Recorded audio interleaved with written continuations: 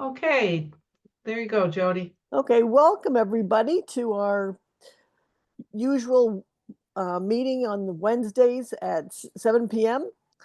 And this week we're going to have Sarah Hansen, which Angela will introduce in a few minutes. I just have a few announcements to make. And like we've said already, if you have just logged on, that we have an artist choice show at the Paper Mill Gallery, Todmorden Mills, April 9th to May 4th. And one painting per person and a $25 fee. So there's an artist choice call for entry that's attached to the email that you got for this meeting tonight. Correct, Nancy? Is that right? Is it attached? No, I'm maybe not. not attached It would to have this been one. sent out at a similar time. I think it came out separately in an email, but there was was it yesterday? A very recent email with the call for entry, and the deadline is March 21st. So please go Yes. ahead and enter. Yeah, 6 p.m. March 21st. And Correct. then I might as well mention that we have a spring Aquavision show, juried show, coming up close as well, May 15 to 29. And that's at the Serpa Gallery in the Old Town Hall in Newmarket, where we had a show 2 years ago, I think. Yep. And that call for entry will be coming out a little bit later in March, not to get confused with the present call for entry. And then, let's see. The other thing we'd like to mention is that we have a luncheon coming up, our 40th anniversary luncheon at Thornhill Golf Club, 12 to 3 p.m. on April 6th. So that's coming up. The tickets can be purchased through Margaret Roseman at margaret.roseman@simpatico.ca, $50, and spouses, friends, family, everyone's invited. So we have our quota, but we've got room for lots more. So sign up if you'd like to come. It should be fun. Carolyn has all kinds of things planned. And then let's see. Next month is our AGM. So because the year goes by fast. What is it? It ends February 29th and it begins, I guess, March 1st. So here we are starting a new year. So let's see. So we have a couple changes. A couple of people who've been doing a great job for us that we really appreciate and treasure are stepping down. Angela Kluwer, program chair, if anybody's interested in that. Angela's willing to train you and help you get set up and on your way, and you can ask her any questions. I think that's been a fun job, researching people we'd like, guest artists we'd like to come and talk to our group and demonstrate for us, either on Zoom or in person. And we also have Melinda Calway, who was our website administrator, and she helps along with the Zoom sometimes too, and keeps our website correct and up to date with all the things that are going on. We're gonna send out an email with our we're gonna have a new password and a membership card, because I know some people would ask for those because you can use them for discounts at art stores like Desairs. And then we've got Betty Wong, who's been doing a great job with photography the past couple of years, and she's stepping down. So anybody who's interested in photography, we're happy to have you come along and photograph our shows and openings and various events, workshops, etc. And Vanessa Redford, our social media person, who put on some great videos on our Instagram and Facebook and has been keeping us updated in the social media area. And also coming up, we do have Cameron Stewart, who stepped up, and he's on the slate to become our VP, and Secretary Robert Bell, who will be taking Cameron's place, who was our VP. So, every year changes, and we're always looking for new people. And so come on board, lots of fun, make some friends, have some laughs. And that's all I have to say. Okay. Angela, it's all yours, wherever you are. Okay. Thank Thanks, Jody. I just wanted to mention before we start, the program manager, I've been for the last just over a year, and there's just other circumstances where I couldn't continue, but it's been the most rewarding thing I've ever done. It was Ah, interesting. It's, you know, like you start researching all these artists, you get to know their techniques, and then you actually get to, you know, implement the programs, and you know, it was a bit daunting at first because there was a lot of stuff I didn't know, but I'm happy to help out anybody and work alongside anybody who's interested, because it really was a great opportunity for me to learn and give back to the society. So just wanted to say that. So anyways, welcome to Sarah. Sarah Hansen. We're so happy she could be here. So she's actually, I was reading her bio, and she was working as a graphic designer for a little while, close to my heart, in Oregon, Portland, Oregon, I believe. Anyway, so she is an award-winning artist. She's a member of the Northwest Watercolor Society, and she's a signature member there. And if they get really, it's a nice group of people. I've been following that group for a while, and they get a lot of really good artists and, you know, in for their programming and things like that. But, you know, so it might be something the membership wants to check out as well. So Sarah's been painting for over 30 years. And her artwork to me is, it has a very contemporary look, I think, personally. And some of the things that I've seen, she integrates line work and creates all these lovely textures and colors that I think are just really beautiful. So anyway, she was born and raised in on a farm in southwest Colorado, beautiful part of the countryside. And obviously, nature, wilderness factors into all of her art. She's obviously, you know, has a love for it. And she now has a studio in Terrebonne, Oregon. If That's right. yeah. And she does teach workshops. Sarah, we had a question earlier about, I had mentioned in our promo that you had led workshops in Costa Rica, and where was the other one? In Italy. So if you do have any new workshops and things like that, you know, by all means, let us know. Even on the, I could always follow up and let the membership know where they are, certainly. But anyways, so she, you know, she teaches all around the West Coast and across the U.S. And she has instructed at the Winslow School of Art in Washington and various other schools. So she's a member of the American Women Artists and the American Impressionist Society, and as I said before, a signature member of the Northwest Watercolor Society. So, so I'm going to hand it off to Sarah in a few minutes. I'm blathering on here. If everybody could put their questions in the chat room, and then I can just interject the questions when there's a little pause in the painting. Sarah is going to do a live presentation, which is always a lot of fun.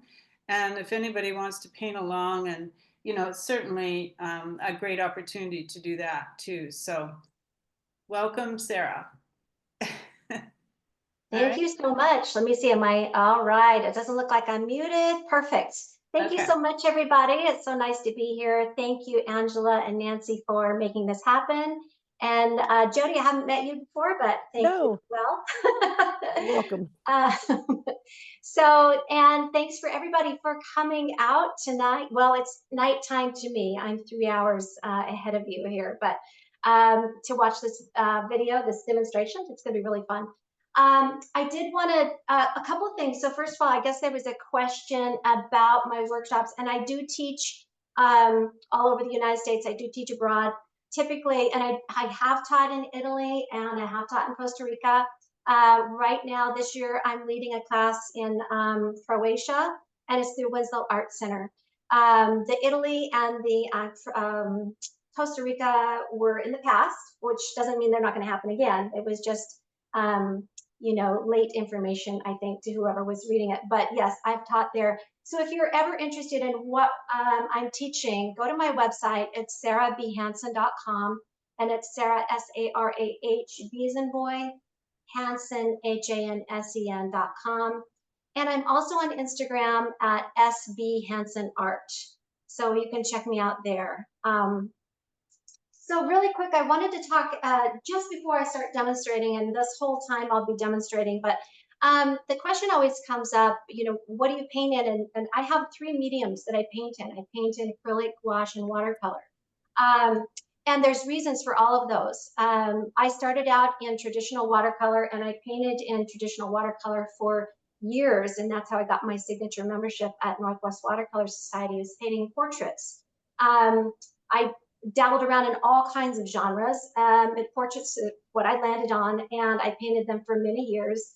I got a little tired of them, honestly. You know, commission portraits are hard. It's not they're hard, you got to get everything perfect, right? And I wanted to be in galleries, and I wanted to be a full-time professional artist, like just doing the thing that I've always dreamed of doing. And so to do that, I wanted to get out of portraiture, and what I ended up doing is landing on landscapes.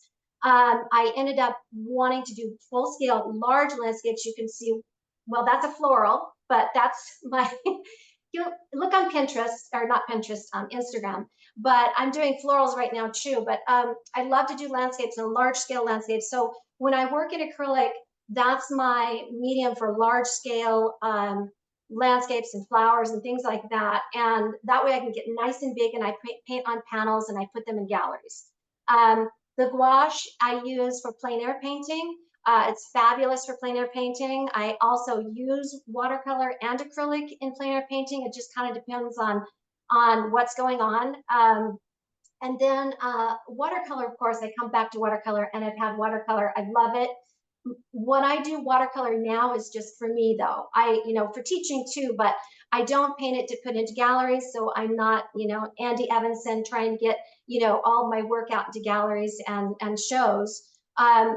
This is for me. So this is when I'm hiking, backpacking, camping, traveling. It's a nice compact little case that I have ended up with, and I am going out to get my impression of where I'm at. Maybe I want to capture that building in Italy, or maybe I want to capture this flower or this beautiful mountain scene in Colorado. So I take my journal and my paints everywhere I go, and I pull them out, and I just start painting. I have tons of journal entries, and they're just little paintings. So that's what I basically teach when I teach watercolor now. I just teach these small little sketches to capture what we're trying to feel from our environment, you know, wherever we're at. And that's what I do watercolor for. So that's probably mostly what I'll be demonstrating. Well, that is what I'll be demonstrating tonight. And that's mostly what I teach, but I do teach acrylic, and I have taught a gouache class before. So, you know, there's all kinds of things going on out there as far as that goes. And yes, I do online workshops through Winslow Art Center. And they're fantastic. She's got a ton. If anybody ever wants to look at art online, as far as like trying to figure out, get a grasp of anything, gouache, sketching, watercolor, oils, look at Winslow Art Center. I mean, Martha, the owner, has so many teachers on there of very high caliber.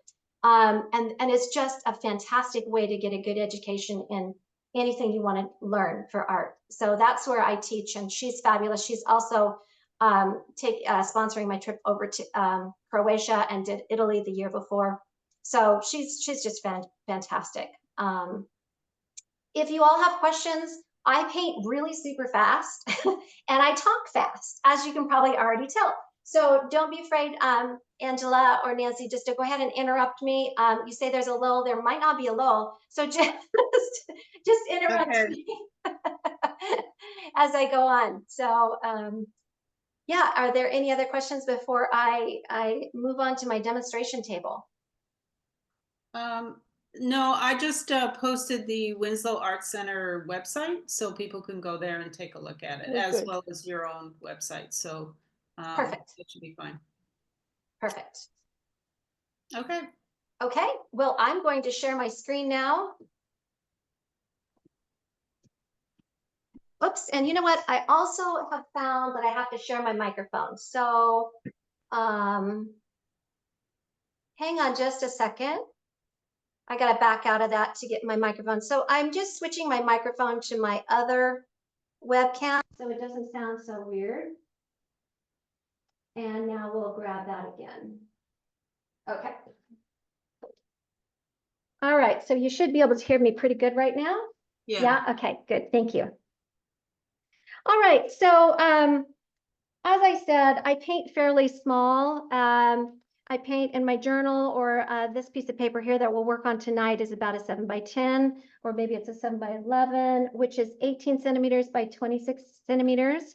And so I paint fairly small, and I just quickly capture whatever it is I'm trying to what I'm looking at. I really am reaching for the emotion and the energy and the color. I'm not tied to a photograph. I use the photograph as kind of a jumping off point. Here's the photograph here. And so I'm usually drawn to, so when I'm outside, and a lot of times I'm painting watercolor outside, but not always, I'll bring it inside and do little sketches, especially when I'm teaching. But I'm looking for shapes that are dynamic, that are energetic, and that also just kind of capture what I want to say about my surroundings and where I'm at and what I'm doing. I look for shapes that are defined shapes of value groups. So I really have trained my eye to see value groups. I squint my eyes down and grab those value groups. And I've done one here for you because I didn't think I'd have the time to go through all of this. But if you look at this photograph and look at the value group, so what I like to do is basically grab about 5 to 7 shapes, and they're big shapes, little shapes, medium-sized shapes. I kind of puzzle fit them together. Very simple drawing of just the shapes. I squint my eye down and I look at those values. So I'm kind of like almost doing a silhouette drawing or an outline drawing of those values. I'm not paying attention to the leaves and the little twigs and the little rocks and the little pine cones. I'm looking at big value groups, and I'm trying to think about these shapes, all these shapes, and how I might make them a slightly bit more interesting in my painting. Maybe I move things off to the side, maybe I adjust the slant of something or whatnot, and think about those value groups and how those shapes will come together. I usually use the concept of putting the focal point into the 1 of the thirds. So you break your painting into, I'm sure you all know this, but you basically, break your painting into horizontal and vertical thirds, something like this. And then grab that focal point, put that focal point into 1 of the intersections of the horizontal and vertical lines, roughly speaking. So I like to do that because it gives me, when I'm outside especially, I got to think about where I want that focal point, and I don't want it right in the center of my painting. So when I'm designing the value groups, then I make sure to put the lightest lights and the darkest darks and the most interest into 1 of those intersecting lines of the horizontal and vertical lines. And I like to place that roughly into that area. And like I said, have my lightest lights. In this case, it's going to be the lightest light of the water. And the darkest darks, in this case, it's going to be those dark rocks that are wet from the moisture. And then this wonderful dynamic line coming down through here, bringing us through. The rest of the values are going to be closer in contrast as they move away from the focal point. So there might be dancing whites back here, dancing whites paper. I might have to tone it down a little bit, but there'll be a few back in here. But the main big white that I'm going to save is going to be right there in that value, in that focal point. And that's where I want to kind of design and put all the elements and adjust them around that and make it nice and dynamic. So I basically say, well, I've got 3 values. I've got my whitest whites, I've got my medium tones, and then I've got my darkest darks. And I just kind of play with it. And then I don't always use the photograph or the scene. I adjust things. So I'm big on design. I'm big on trying to move things to make it a pretty painting, or to make it a painting that I want to have the emotional impact that I want to have.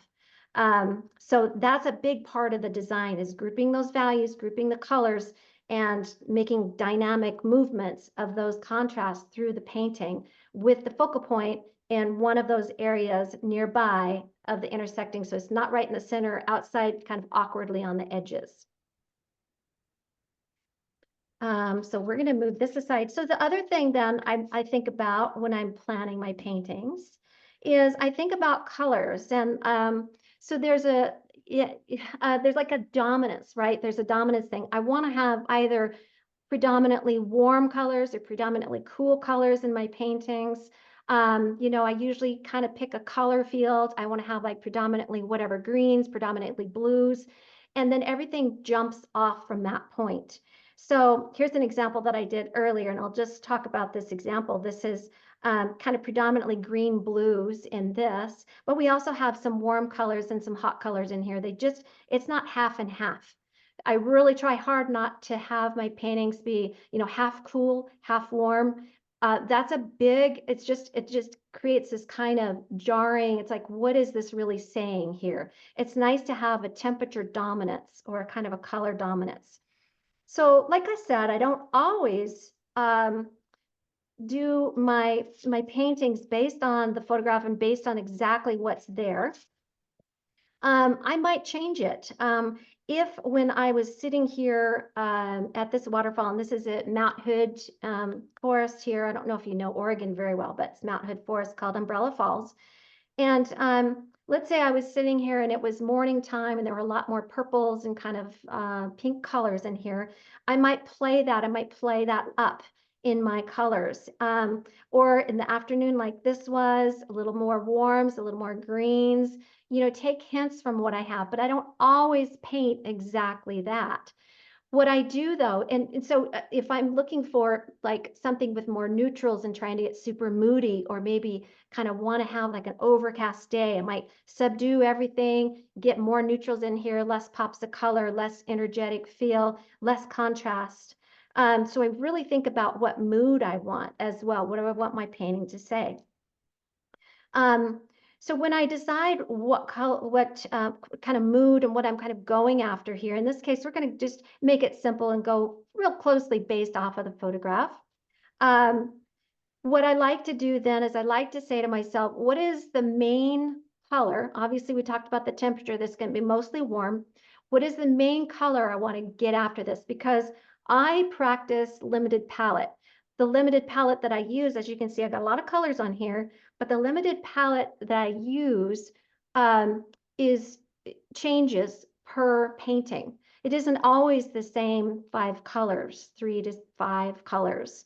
It can change depending on that, like I said, the mood that I'm trying to get after, the time of day or whatever, what I'm trying to say with my painting. But I always try to pick one red, one yellow, and one blue, one primary color, and it could be any of these red, yellow, and blues, just depending on what I'm trying to get after.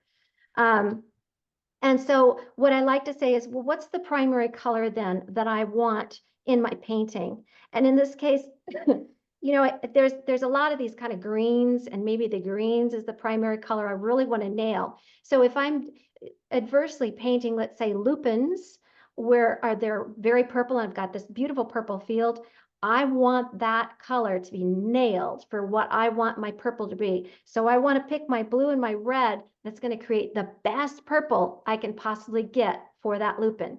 It can be, you know, any blue and red. It just needs to be the blue and red that I want for my purple lupin. So I start with that color and I say, okay, well, now this blue, this red creates that beautiful lupin. So now I've got my blue and my red. Now what yellow do I want to create the other parts of the colors in my paintings? Do I want a yellow that makes really vibrant greens with my blue that I picked? Or do I want something that's more muted? So I pick my 3 colors, my limited colors, in that way. And so it works out really great. Usually then sometimes I'll do boosting colors or other guest colors come in. A lot of times I use quinacridone burnt orange because it's just a great, I don't care much for burnt sienna. To me, it's kind of a dull color. And if you've not gotten it by now, I'm a pretty energetic person. And I like a lot of stuff going on. So I like my quinacridone burnt orange to be kind of vibrant, and it's a nice neutral in here. Or I might pop in some really bright vermilion red. It's kind of an opaque color and it's really intense, and it might add a pop of color here and there. Could be a nice guest color. Sometimes I come in and I grab an indigo just to get those deep, deep, deep, deep dark colors. Or maybe I pick two blues if my painting is predominantly blue or I need that different blue for some reason. If I like, cobalt can never get super dark, but ultramarine blue does. So if I'm usually working with cobalt in my painting, I might grab ultramarine blue to get that dark, dark color. So in that way, then I pick, I basically have a limited palette, and I learned to do this a long time ago because it makes everything very harmonious. So no matter what color, if you're doing a neutral sky and you only have your three colors, those three colors are going to be in your sky. If I'm creating an orange down here, I'm going to use my red and my yellow that I've used in other parts of my painting to create that orange. And so in that way, all of the painting is completely harmonious because pretty much you have some of that color somewhere in every part of your painting, some of each color.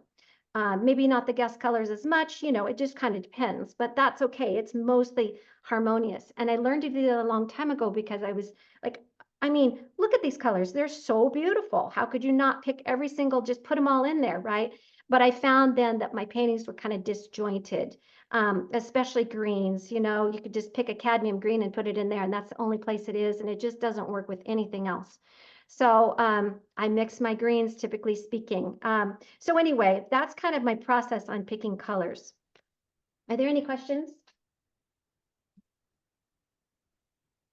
No, we're good. Okay, perfect. Okay, so as far as then this painting goes, predominantly green, I would say, with some good neutrals in there. I want to get some dark darks. I want to have some nice, pretty clear water cobalt in here, and maybe some brights in here with some red to kind of bring the energy in. I'm going to keep some whites, and so I think that my colors, because I really like cobalt for water. And ultramarine blue is good for water too, but I like cobalt better, typically speaking.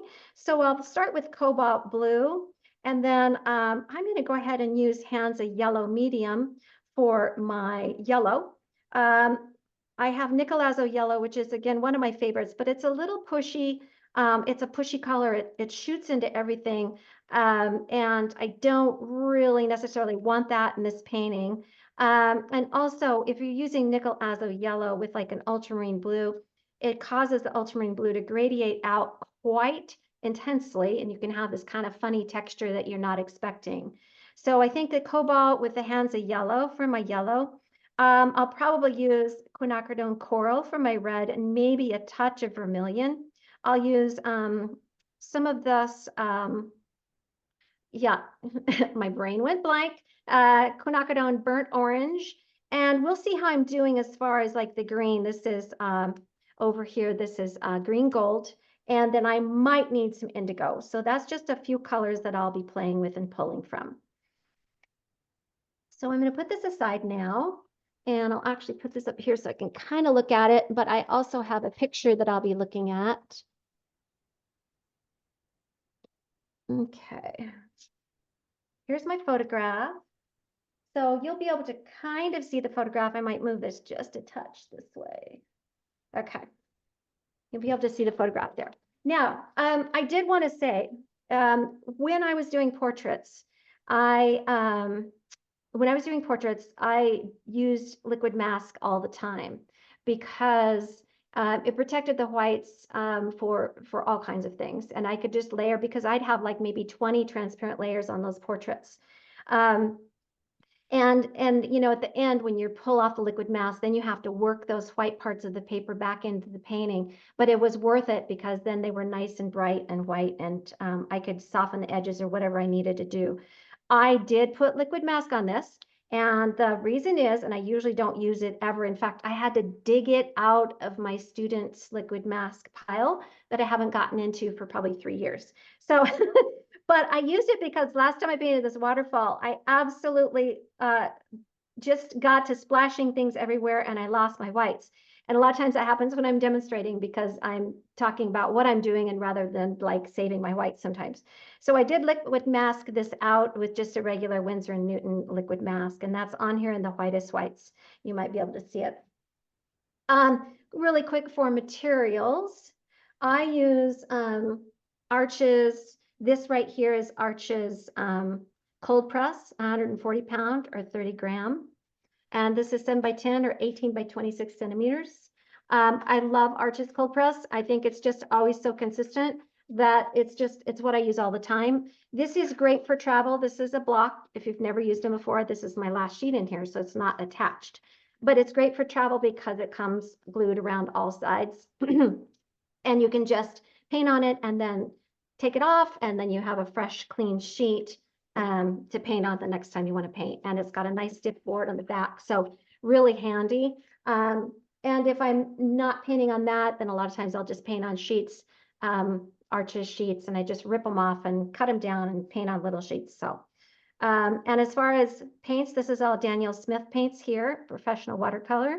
And as far as brushes, I have found, I love these. I fall in love with them. Last time I was in Italy, I went to one of their art stores there, and even anyway, even though there's so many things in there, I honed in on these, and I love them for the way I paint. So these are synthetic sable, and these are Da Vinci Casaneo, Casaneo, and these are both quill. This is a number 2 quill. This is just a different product number. One of them is 498 and one is 490. This has a longer brushes on the end, and this is a little shorter. I also like their round. It's a number 12 round here, and same brand. And I like their flat. This is a number 20 flat. It's just great. It holds a ton of pigment and water. You'll see when I'm painting, there's a lot of water splashing and it goes everywhere. So I like a lot of water to be held in my brushes. And I like the synthetics. First of all, it's better for our poor little squirrels. And also, it's got a little spring to it. The sables are just a little floppy for me. They don't have as much spring, so I like these. And then I have a couple of flats, just inexpensive flats. Okay, so let's go ahead and begin. Let's grab my blue paper towel. So usually the way I begin painting is I start out with, a lot of times I'll start out at the focal point. There's another thing that I do too, and that is I start out with the purest color. So it isn't necessarily light to dark, although that's naturally what we do in watercolor.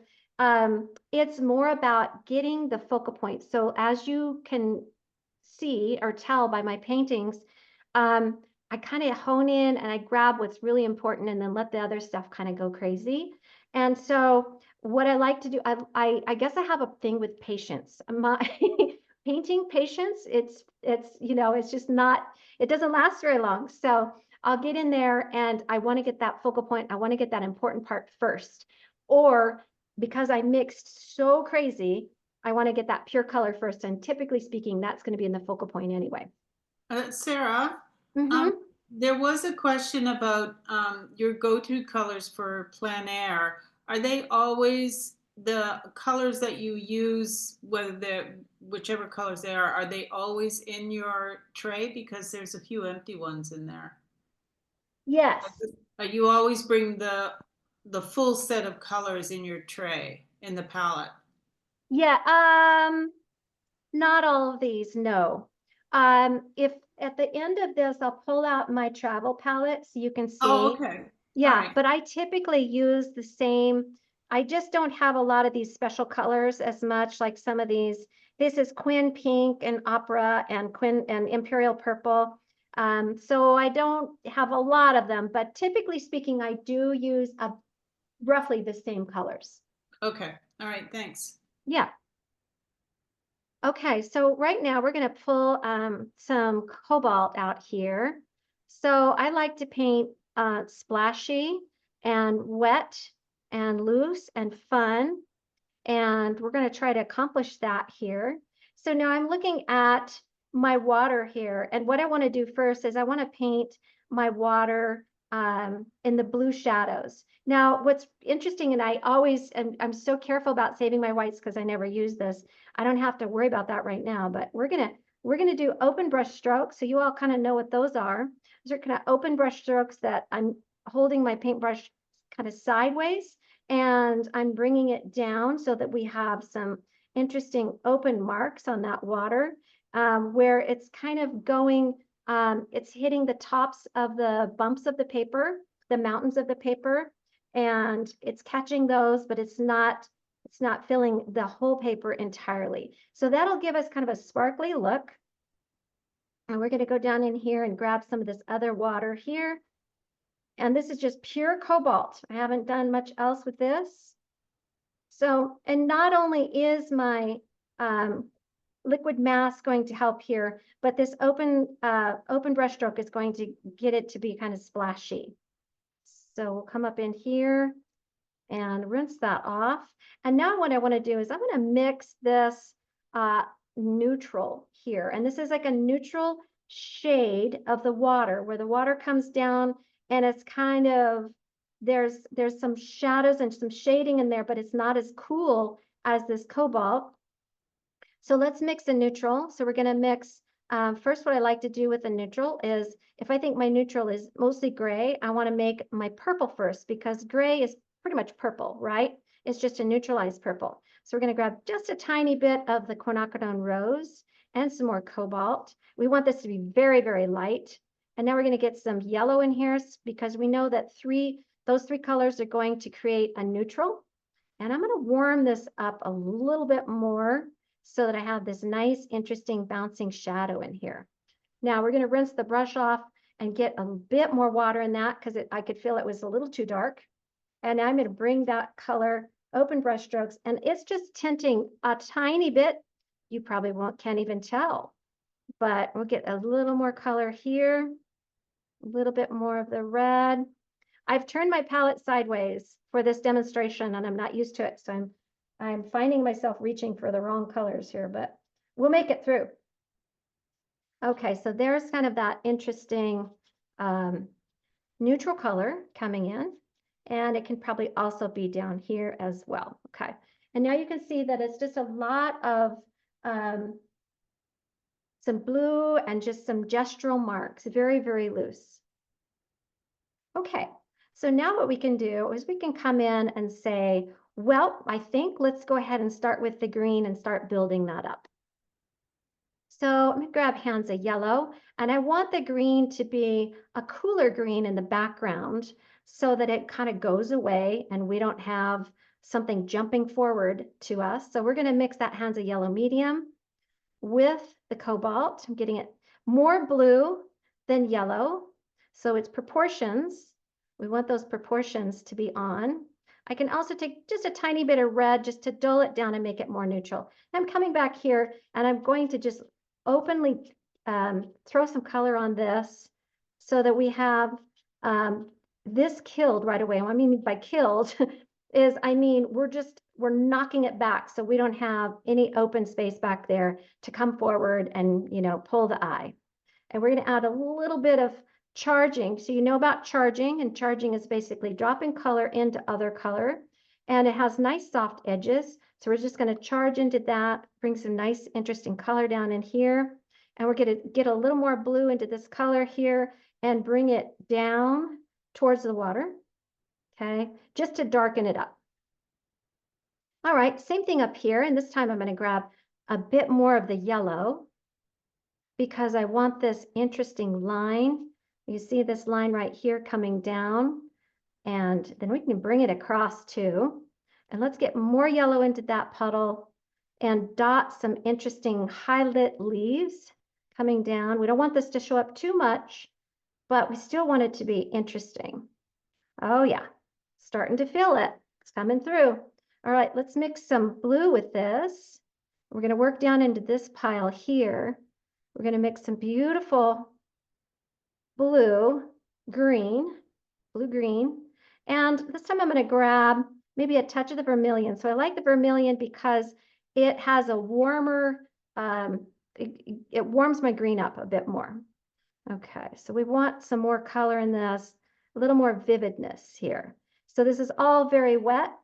And this, I call this kissing colors. If you've ever taken my class, and I don't think any of you probably have, but where I'm basically, this is so wet here, and this is wet, and I'm basically laying a color next to another color and allowing it to merge on paper. And I call that kissing colors because, I mean, why not? It works, right?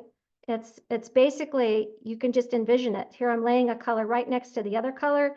It's a kissing color. So it merges on paper and I don't have to mix it. So I always talk a lot about mixing color on paper. Try not to mix on paper. Try not to stir on paper. That's what we want to do. We don't want to stir on paper. So now I've got, because that's where you get, that's where you get your kind of weird, okay, stirring on paper. I got to get my train of thought here.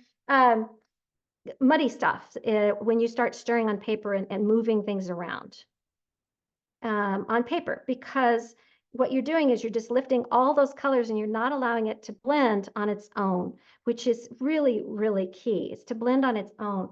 That, my friends, is the beauty of watercolor. That's why I can't give it up. It's just so beautiful. Some pure color in here. I love the pure color because it gives us kind of some interesting hot spots to move through the painting.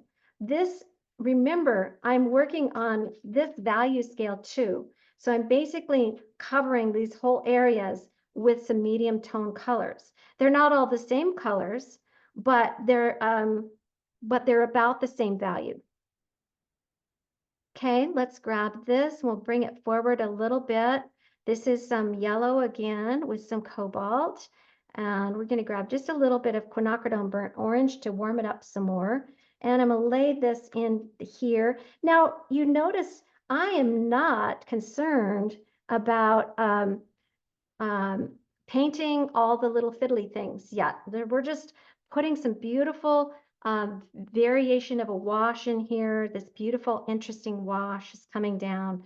And I'm not concerned about painting each little pine cone, each little thing. It just, if you start out like that, trust me, it's going to go bad super fast. It has no room to grow, and you get locked into those details, and then suddenly, you know, that's all you're doing, and you're working around the details. Oh, I love this.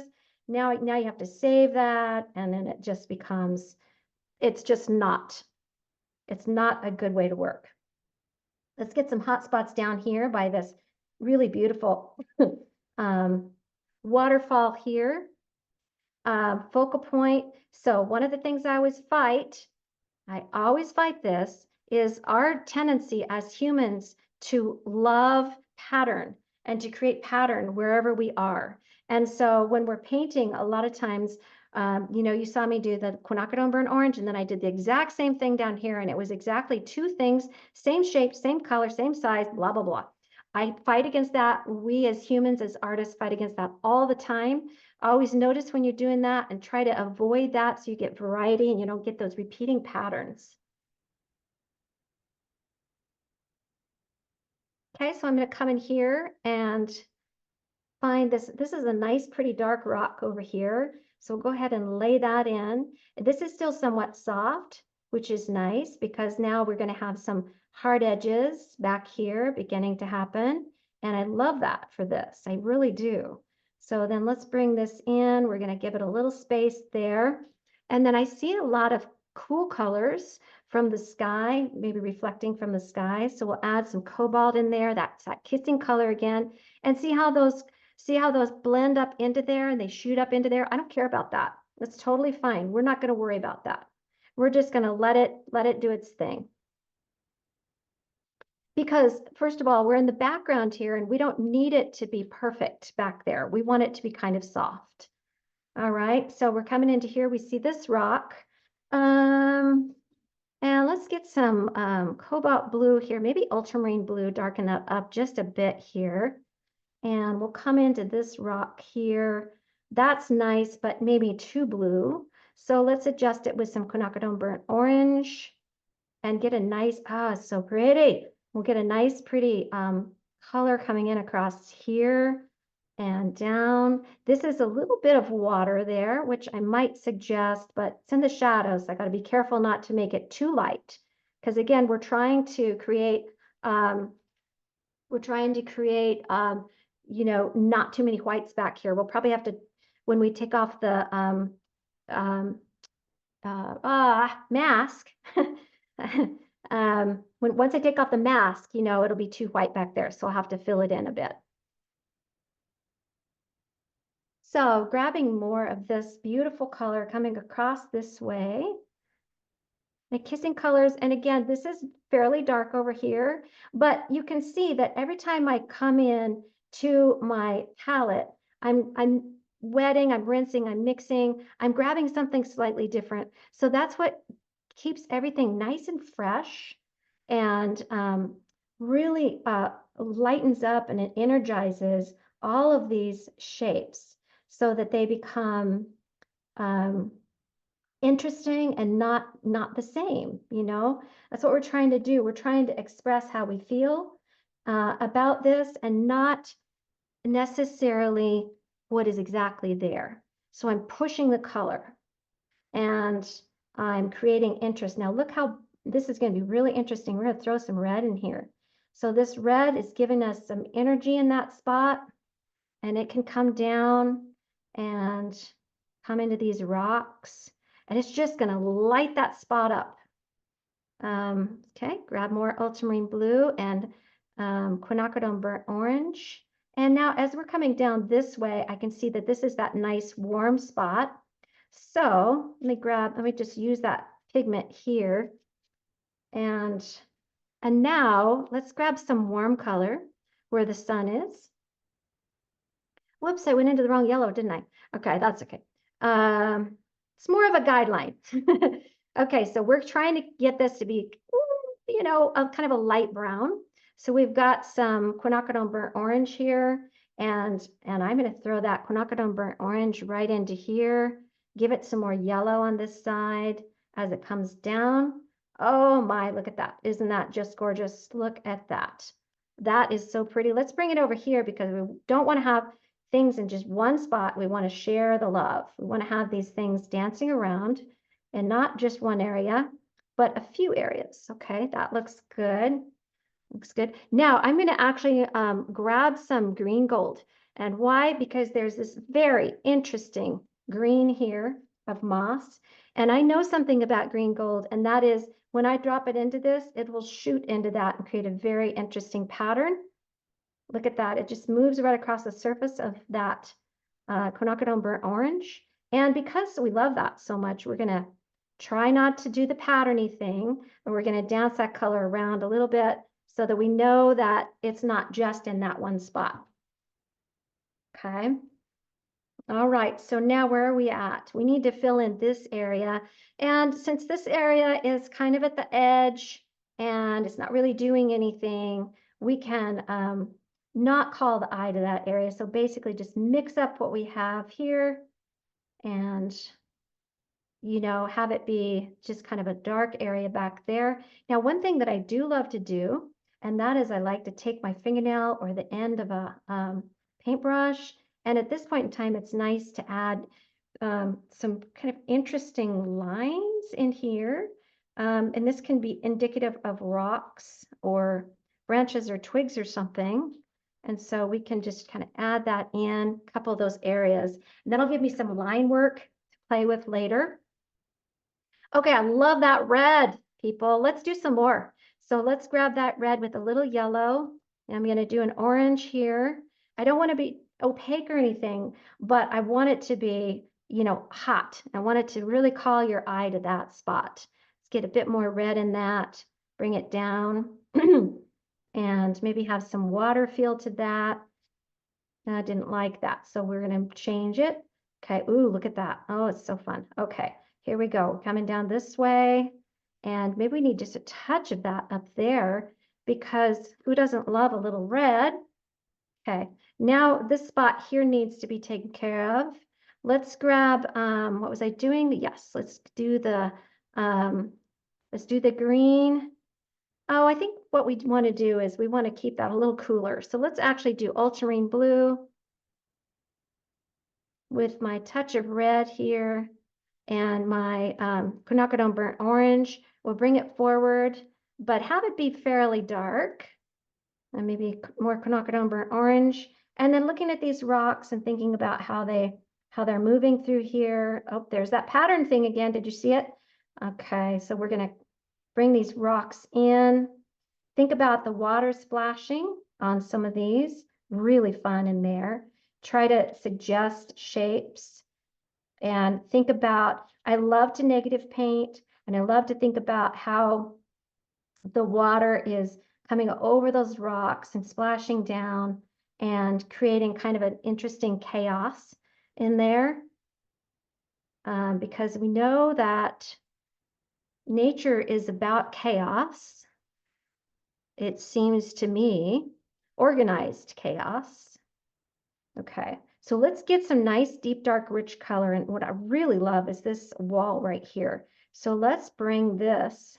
And see, remember the negative painting, we can now come into the underneath part of that shrub, kind of paint that in. And then let's think about that wall coming down here. What I always say about glazing is, or when you're adding another layer on top of what you've added, I always say to make sure it's dry. And it's not dry. But no, I do make sure it's dry for the most part. But I also never cover the whole thing.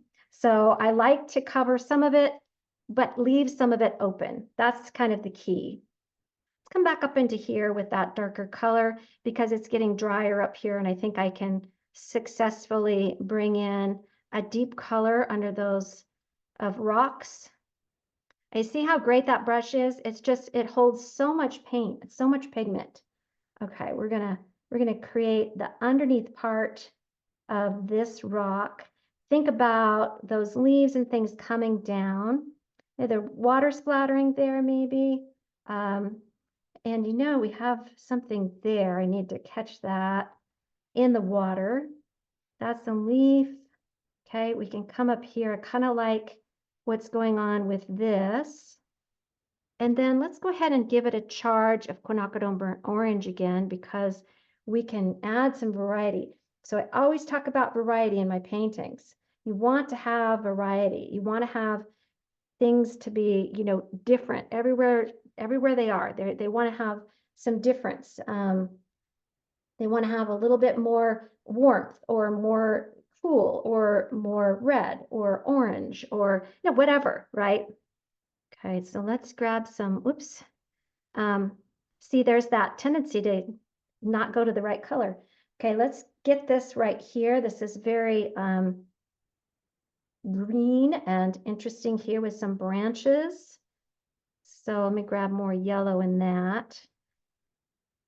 Get a little bit more water. And let's grab this guy. This is kind of fun. So we're just going to dance along, and then we're bringing it into that wet color there. We're kissing that color so that we have this interesting gradation. Now you can see I'm painting on top, so it's starting to get a little bit darker as I go into the next layer. So let's do that up here. Let's get just a little bit darker on top of this guy. And grab my cobalt. If you're painting along with me, I'll, you know, give you applause because I know I'm really fast. I know that. My students tell me that all the time. Okay, so we're going to come in here and add some, maybe just the edges of that can become patterned slightly. We don't have to worry too much about it. I don't like that. Let's knock that back. And you know what? I think we're going to just leave that back there, but let's do a little texture on this bush behind. So right back in here, we've got, this needs to be a little darker. I grab some more blue, a little bit of yellow. And let's come in, so see that water comes dancing down this area. So it creates this shrub here. Okay, love that. That's maybe too patterned. So what I want to do is I want to come in and do a damp brush to soften the top of that. I just don't want to draw attention back here, too much attention. I want it to be very suggestive, and we're not going to be looking at that. And no Mickey Mouse. There was Mickey Mouse ears there. We've got to fix that. Okay. There we go. All right, that's fine. You see all that granulation that's happening. I would have been even worse with even more granulated if I were using Nicolazzo yellow. Okay, we'll soften this up a bit. Okay, don't necessarily like that pattern that I created there, but I can fix that with a pin in a minute. Okay, so now let's come down into, this feels like it needs a bit darker colors. So I like that to be fairly dark back there. Not to create more contrast, but well, yes, to create contrast, but not to bring the eye too much back into here. So let's fix this. This guy here needs to have a nice area there, and then we can get nice and dark. And actually it can have some of that dark be there, coming down into this rock. Okay, that's nice. And we're going to create the top of this. And now I'm going to just soften these edges so that our attention's not pulled back there. So we want our attention pulled right here into the corner. That looks pretty good. I think we can even put some structures in the water here. So get just a little bit of that neutral color on my brush. And again, the open kind of brush strokes and dragging it down very quickly across the surface of the water will create that interesting kind of open feel to the water. And let's go ahead and grab some more of that blue and do it again here. So we're killing some of the darkness of that water back there and creating maybe some splashy things going on. I'm going to drop some darker color in here while it's still wet. And then I hopefully won't have to go back into that area again. Let's grab that. I like that rock there. Kind of some interesting, you want things to be interesting enough, but not to just really pull your eye back there. Okay. Pretty cool. Now let's come into this area here. We're going to grab some ultramarine blue and some quinacridone burnt orange into this area. And remember what I said before, I don't want to cover up the whole rock, but I want to cover up some of it. So we're going to create some structure in this rock, have an idea of where it's darker, where it's lighter. We've knocked the value way down already. So anything that we add on this is going to be just some interesting detail, but it won't pull the eye over there. Okay. And then I really like, let's see, well, I've got this on here. Maybe I can use some of this for this rock edge. I'm thinking there's my pattern thing. My head's like, oh, you did that pattern once. That's cool. Let's do it again. I'm going to have to say, no, I'm not going to do that. Okay, that's very cool. If you want to add some variety into those areas, we can just lightly drop some ultramarine blue in here, add some variety, maybe even some quinacridone burnt orange. I really like that color up here at the top, perhaps, of that rock. Maybe little dancing touches here and there. Love that, so fun. Okay, that looks pretty good coming down here. I want to have some of that quinacridone burnt orange over in this area here because I can see it and it's making this interesting pattern in the rocks. And like I said, you don't want to overdo the pattern, but you don't want it to be just this boring flat thing. And so it's a real dance to try to know, which way to go and what to add where. Okay, super fun. Let's come down into here. That's pretty light. we could probably go a little darker on this. So let's go ahead and grab some quinacridone burnt orange again. And you know, maybe a tiny bit of red. And I'm just mixing it into this puddle because remember what we talked about earlier, how all these colors are everywhere in this painting. You know, whatever is red down here is also red up here. Whatever is green here, there's also some yellow and blue of that green down here. It's everywhere. A couple of times we have those guest colors, but you know, it still is, it's still very effective for creating harmony in your artwork and in your paintings. Now I'm starting to get a little calligraphy here, thinking about the direction of the water and the grains in the rock. Love that. And I like that color. I like it here. I want to bring it over here and here.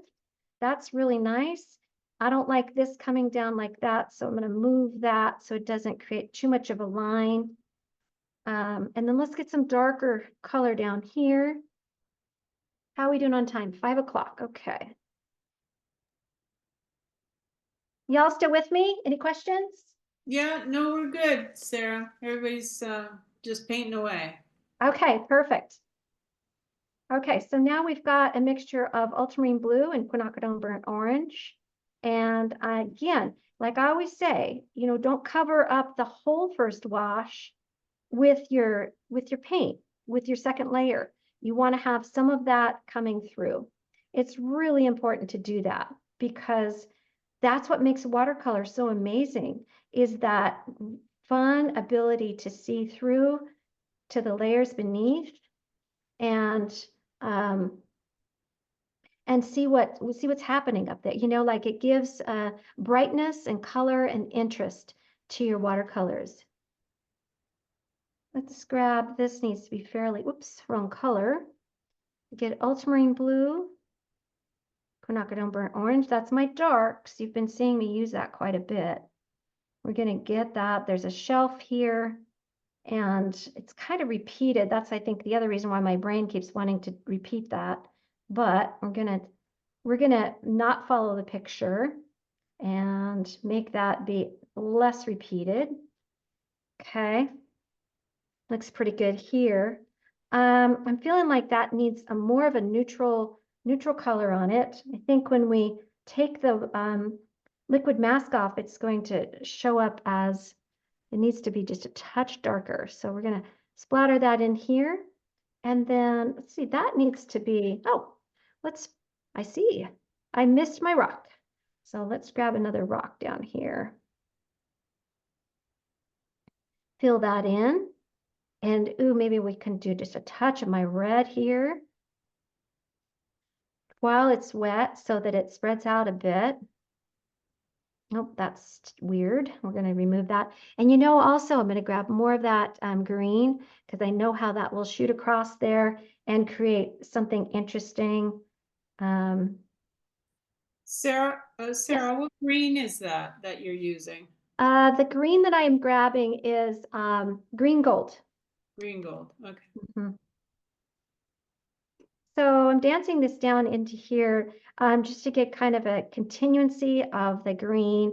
You can see that I mixed my greens all the time, but I don't want them to be, you know, I want to mix my greens, but this is just like an extra color because it pushes. It's so pushy.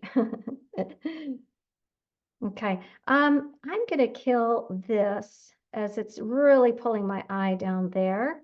So we're gonna just go ahead and kind of knock that back a bit. This is also doing that. All right. Let me see here. I can come up here really quick before I blow dry, and let's grab this rock situation underneath this little area underneath the plants back here. I really want that to stand out and become a part of the movement of the eye and kind of move back up in there. And look at that, that's so fun. And here we need to have this come out just a bit. It's the rock. Who knows exactly what that is? It doesn't matter. And okay. Okay, and then I might soften that just a touch because I don't know if I like the shape of it.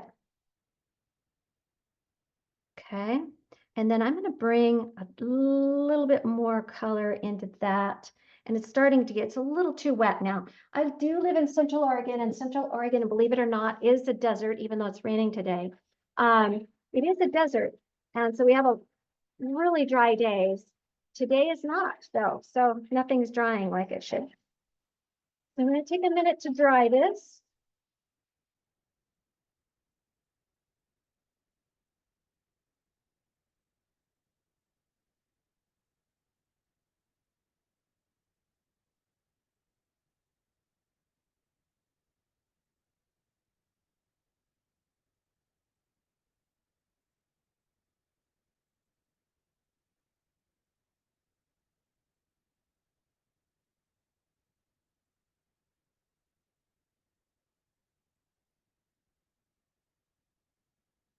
So you can see how that value pattern has really, the little value study that I did has really come into play here.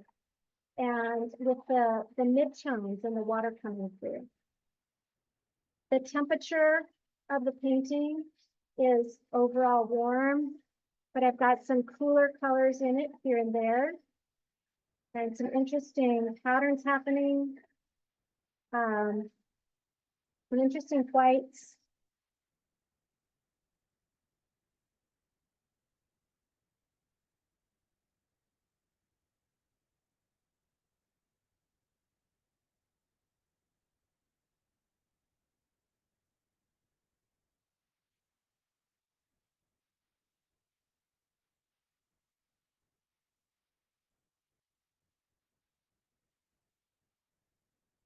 Okay, that should be good enough. So as I'm looking at this, I'm noticing this is really distracting here. And I want this part of the waterfall to be the main part, right? So this has got too fat. So I need to make those smaller and kind of make them go away a bit. So we'll come in. So one of the things that I tell all my students is when you're at this point of your painting and you've covered most of it, you've solved a lot of problems. What I like to do is pull back and say, what are the things that are the most important now that I have to fix? So when my eye goes right to something that I know immediately I have to fix that, I actually, believe it or not, and I do this at home with all my acrylics and in my studio and every time I paint, and I'll have a list that says, okay, I'm gonna write it down. Number one thing that I absolutely have to fix is this is bugging me. Okay, that's number one. I write it down. What's the next thing? What's the next thing? What's the next thing?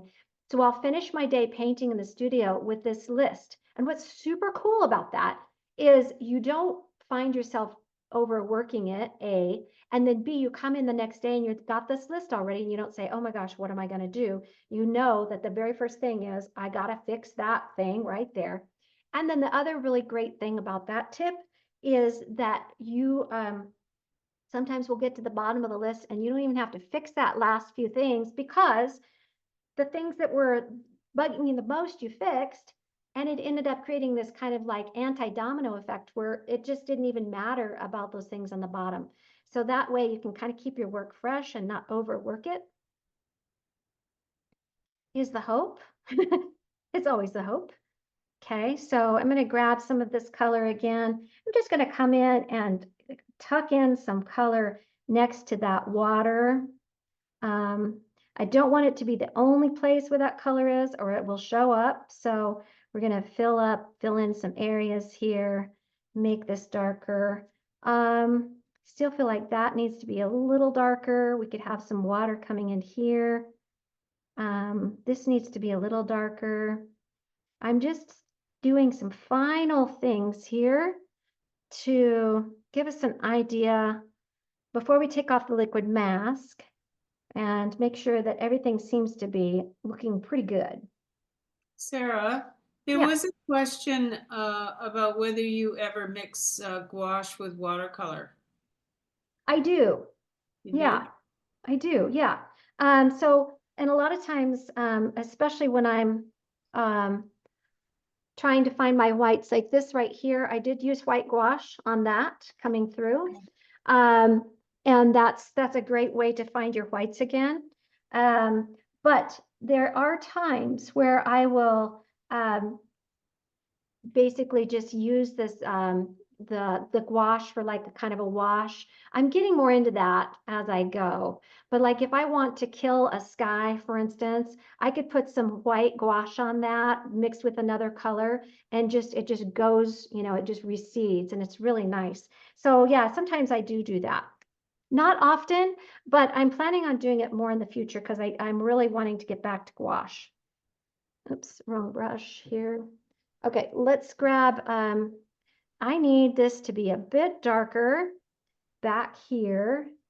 Just want that to go away a bit more and provide us with some depth back there. Very soft. I don't need to have detail on it, but I do want it to have more depth. And this area I know is going to show up, and I'm going to need some water or some something there to make that look correct. Okay, that looks better. Okay, I think we're at the point where we need to take a look at how this looks with the liquid mask off.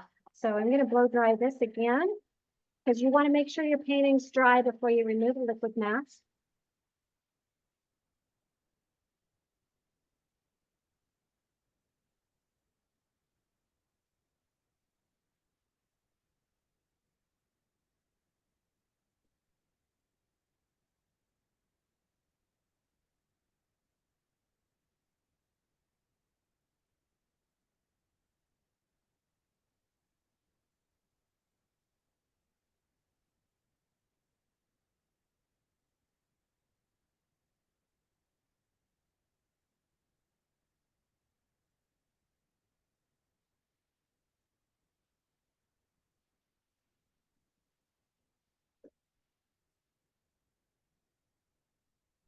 Okay, pretty good. Yeah, I am not used to painting with liquid mask, so we'll see what this looks like.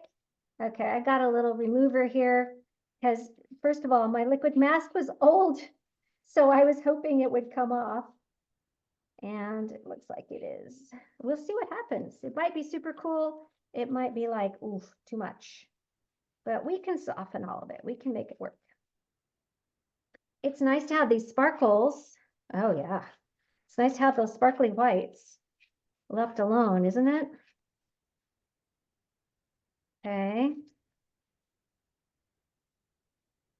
Getting all that off of there is key. And then you have to come in and adjust, because boy, there's nothing that looks like liquid mask in a painting. And I always try to keep it from looking too isolated and too hard edged and too white. Oops. Because it also takes off tape. Okay.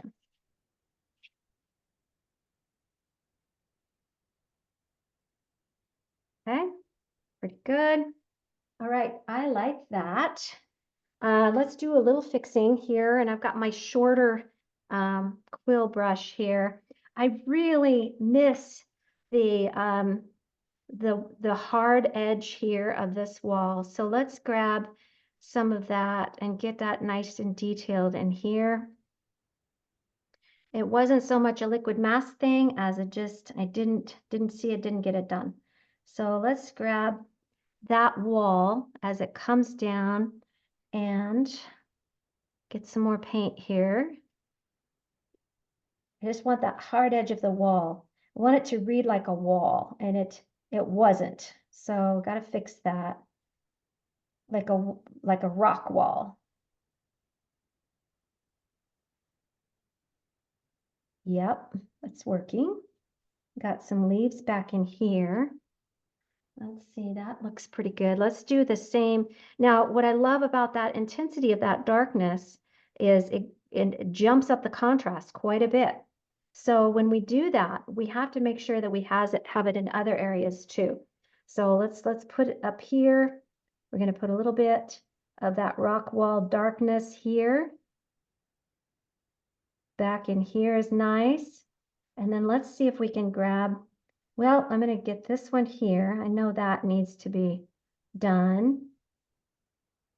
And I like the shape of that rock. So can get that in here, maybe comes over here, maybe comes down. Okay. And what else do we need to do here? We need to just, I'm going to try to behave. It's very difficult for me. And not go crazy. And not go crazy. Okay, good. All right. A little bit more of this back here. I love this hard edge back here. It really pulls my eye and it's nice. I don't want it to be too dark compared to these other things, but it is nice.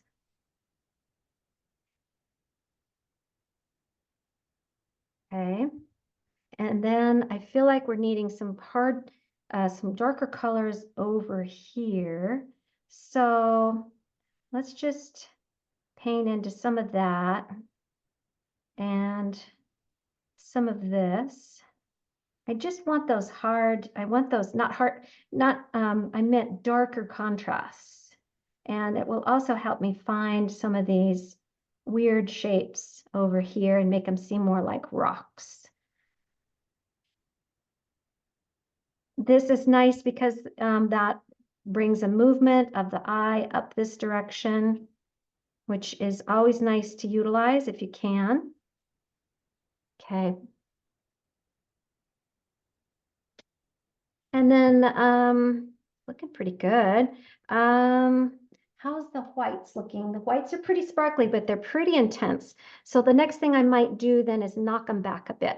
So that's pretty easy to do. I have this, which is called, it's a Rosemary and Company. It's called the Eradicator, but it's basically just a flat, short, flat kind of brush. And it's very handy if you're trying to soften edges or get rid of some whites. So all I'm doing along here is I'm softening these edges. So the whites are still there. I'm not erasing them, but I'm knocking them back so they don't have this liquid mask feel to them. And so that our eye isn't drawn back to that area because we want that really interesting, light shape back here, but we want it to be soft. So we can drop this down here. I'm just softening that edge so that we can get rid of some of that white in the background. And then this feels like we could soften that just a touch here. And then possibly over here. We want to have the eye moving in the painting, but like I said, we don't want to have that white be everywhere. And obviously over here, the water is not going to be as bright because the sun's not hitting it.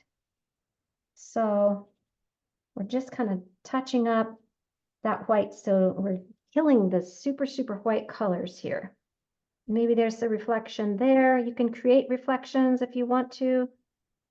Now this is just going back and forth very lightly because, and that's too white there. We'll kill that a little bit. We're going back and forth really lightly because we want to have that white still remaining, but you don't need to have it so crazy. Okay, let's go ahead and kill some of that. And then this is nice here. We can actually introduce and remove the whole spot there and maybe think that the water's pooling down in some of these areas. So yeah, gouache is nice for this. Sometimes you can use gouache to do this. But it's, and so we might even do that. I do have some gouache. Okay, let's just knock back some of this. Softening some edges, making it feel like it's not quite so harsh. That's nice. Move some of that out. Soften some of this. And this is just general kind of going over the whole thing. I'm going to keep this white. I'm not going to mess with that. But I kind of went haywire on the on the liquid mask. So we want to just get that. And do you remember when I added that extra deep neutral in this? So I like that in here. It did need it, but I feel like maybe we can remove some of the pigment in there.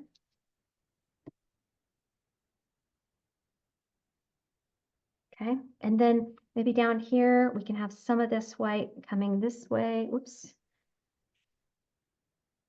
Oh. And then down here, I'm going to go ahead and get rid of some of that. It's weird looking anyway, so. Okay, over here needs it. So still, I'm just coming in and this is a step that I wouldn't, you know, have to do if I didn't use liquid mask. But in this case, I definitely need to do it to fix some of these areas. Okay, and this looks weird to me on the screen. So, is there a question? No, I have a question later when you're finished. It's about a painting behind you. Oh, okay. Okay, I can answer that question. Well, actually, maybe when you're while you're finishing up the painting. So, who would you say your influences are? The artists that influenced your work? Oh gosh, that's such a good question. There are quite a few actually. One of my favorite artists is Tibor Nagy. I don't know if I'm saying it right. Tibornygi, I think. I love his work. Gosh, now I'm blanking on a bunch of names. That's okay. They can tell us later. It's fine. Yeah, I'm blanking on all the names. I don't know why, but so what I did, and I'm trying to remember, and maybe it'll come to it as I talk. What I did years ago when I decided I was done doing portraits, and I wanted to change my look. I wanted to change what I was doing. I knew that I wanted to paint landscapes because I'm an outdoor lover, and it was an easy go-to. And so what I did is I created a Pinterest board, and on that Pinterest board was I just basically went in and I found all of the that's too red. I found all of the artists that I loved, and I pinned them to a board. And then I looked at that and I said, okay, what I don't like that red. So I asked myself, you know, what about these artists are all the same, and why do I like them, and what do I want to do that's, you know, similar? And that helped inform me, is just finding that that similarity in online and Pinterest. It worked great.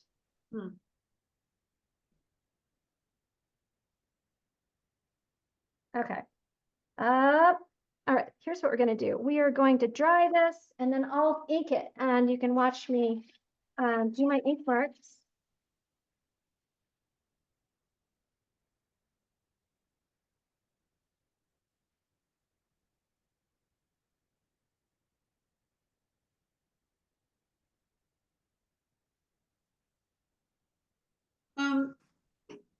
Sarah, are there a lot of artists have a certain way of holding a brush, you know, for different marks?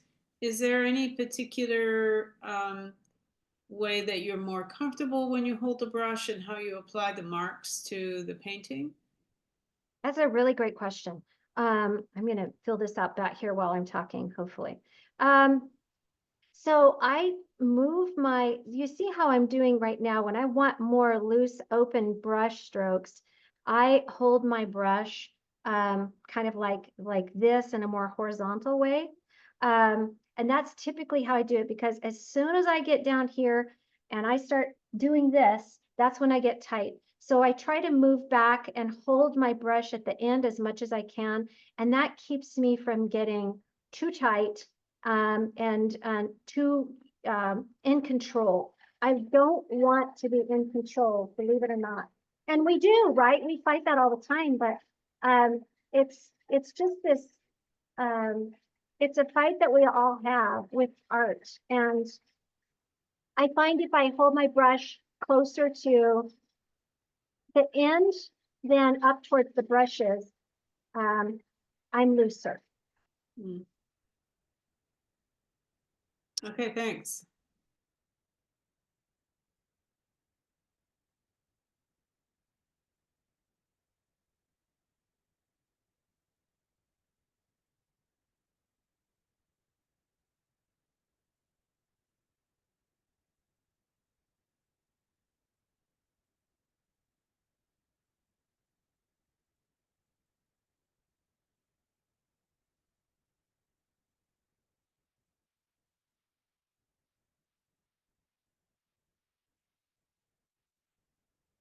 So what's hard for me about watercolor now, because I go back and forth between watercolor and gouache and acrylic, is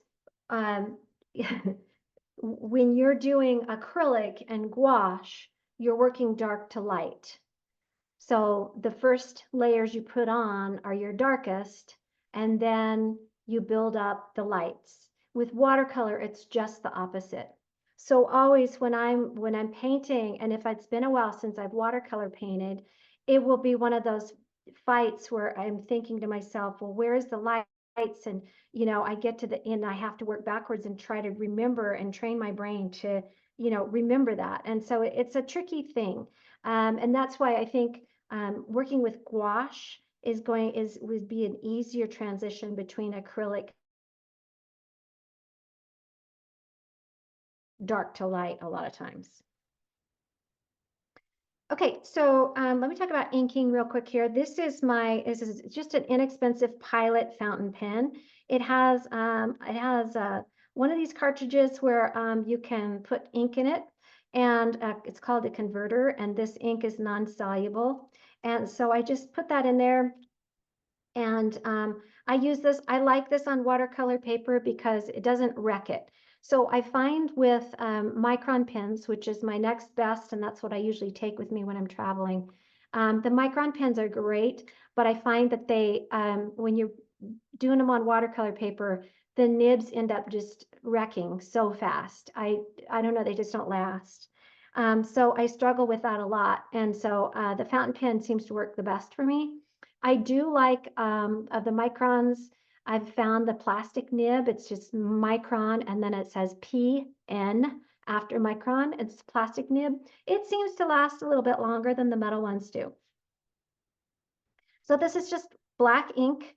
And when I'm thinking about inking, and it's a very, people ask me, how do you know what marks to make and where to make them? It's hard to answer that because it's a very intuitive process. I generally speaking kind of outline shapes. So I'm thinking about the shape of this clump of shrubs here, of the rocks, of, and I'm suggesting them. I try to use kind of a long continuous line. I try not to, one of the things that I see people do all the time when they want to draw something is they'll go like this, and they'll, we were taught that somehow or another when I don't even know where it happened, but it's like the short little marks rather than just a long mark. Just be confident, go in. It's a little geometrical, kind of, I don't know how to describe it, but I'm just basically thinking about the leaves and the edge of this shrub here. And then maybe I'm thinking about the top of the water back here, and maybe this guy back here. And then I'm thinking about the rocks and how they might be formed, and how can I, with my ink, add gesture and detail and clear up maybe some confusion, but also create this really interesting pattern of shapes.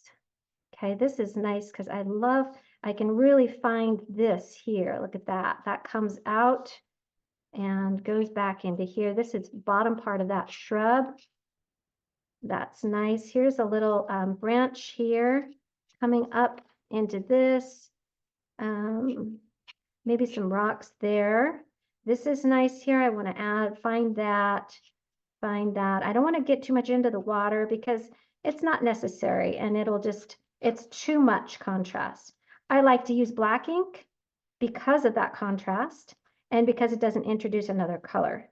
But I know that a lot of people like to add, you know, use different inks. Is there a specific black ink that you use? A specific what? Black ink. Oh yeah, it's hang on, I got it right here. Yeah, I use this right here, which is Atramentus.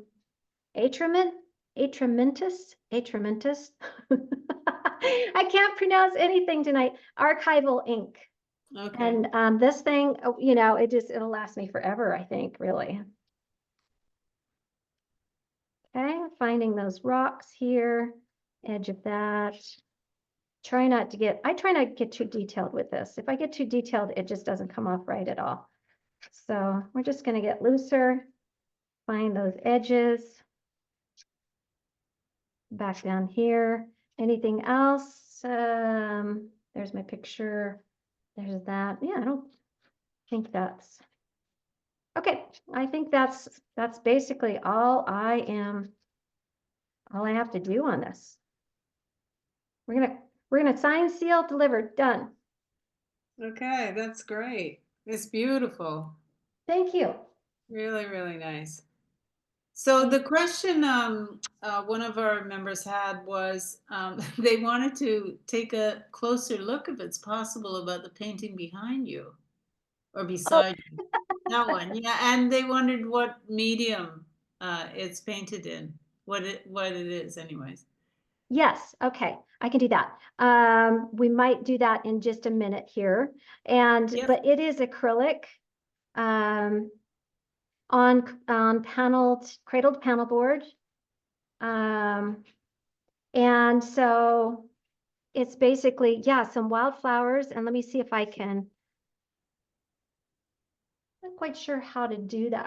Well, I guess we have to just say, are we done with this? Yeah, I think so. I don't have any other questions. Oh, maybe I do. Hold on. Okay, yeah, no, there aren't any more questions. Okay, well, one thing maybe before we do that, does anybody, do you guys want to see my travel thing, or is it getting late? Yes, I know it's yeah, kind of late. that would be great. Yeah, Okay. there was a few people who wanted to see it earlier. Okay, good. So we'll move this aside. So here's my travel bag.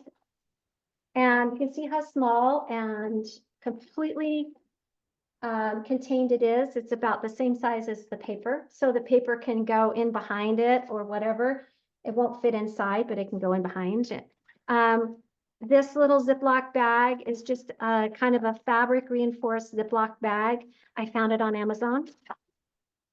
Let's just pull out. This is a little water container that I got a million years ago. It's collapsible, super lightweight.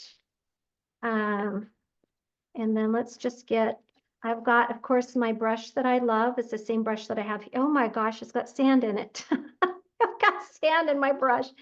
Okay, I have binder clips. So binder clips are great for holding open the paper. I have cardboard and credit cards for stamping. I have a ruler. I have a little pencil here. It's just an aqua sketch pencil. And then I put silica, you know, those things that are in your shoes. I put these in here because they help absorb moisture. And then this is a silly little thing I made for my big flat paintbrush, and it's just a piece of corrugated cardboard. And I just slip it in there, and it keeps the ends of the brush all, you know, from getting all dented up and messed up. A little value scale, a Posca pen, or this is okay. You know, I still haven't found my favorite pen. So I'm trying this Posca marker. It's black. It's just a little heavy. And so then let me show you my palette here. This is Art Toolkit. Art Toolkit is a little tiny company based outside of Seattle in Port Townsend. And they started making these, and I love them because they're so little. And they come, you can buy these, I think this is the biggest size they have, but these little doodads in here are magnetic. And so you can buy different combinations of these if you want to, and then pop them in there. Now I've used this, so you, in theory, can exchange out these magnetic trays. However, if you paint as sloppy as I do, they do end up getting kind of stuck in here. But it doesn't matter. I just fill them up and, you know, I never take them out. It's not a big deal. So I put basically all my same colors in here that I have. This is sand in it too, by the way. But it's so slim. That's why I love it. And then this is my, this is called the, by Etcher, ETCHR, the Perfect Sketchbook. I've done a lot of research on notebooks, and I like the 140-pound cold press watercolor paper, and that's kind of, I'm kind of picky about that. I also like the rubber band that goes around the end, and I like the little this little bookmarker thing. That's kind of nice. But yeah, I just take this everywhere I go, and basically kind of record my surroundings. And so that's just all I have. I just pop it in here, and it's really easy. And then I usually have like a little paper towel to go with me. So there's that. Okay, that's great. Thank you. Mm-hmm. So then I guess I can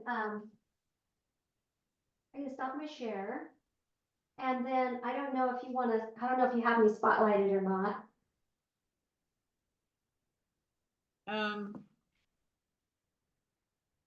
You can spotlight me and then I can move this up to my. Okay, so what do we want to do? That Oh, can you spotlight me? I think you are. Oh, I am? Okay. So I'll just move this up so you can see the painting. There we Can you are. see it? That's good. Yeah. Yeah. So kind of hard to get it. Just if you want to look at it closer, get onto my website or my my Instagram page, and then you'll be able to see it much better. Okay, that's great. So it's on your Instagram? Yes, it's on my Instagram. Okay. Yeah. All right. Okay, so that's thank you. And that's acrylic, right? Yes, that back there is That acrylic. particular piece? Mm-hmm.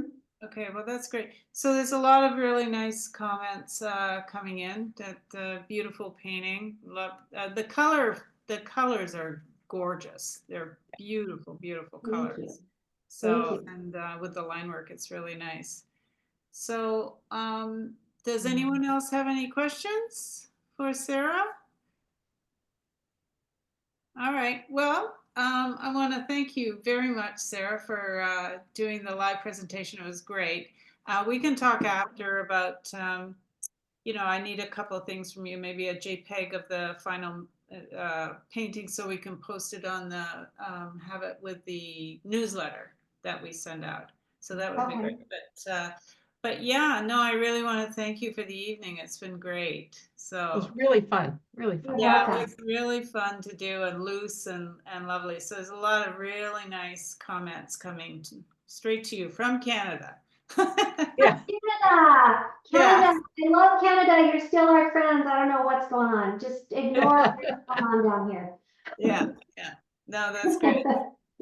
Okay, so if that's all, I think Nancy, should we sign off then? Yeah, I will just stop the record.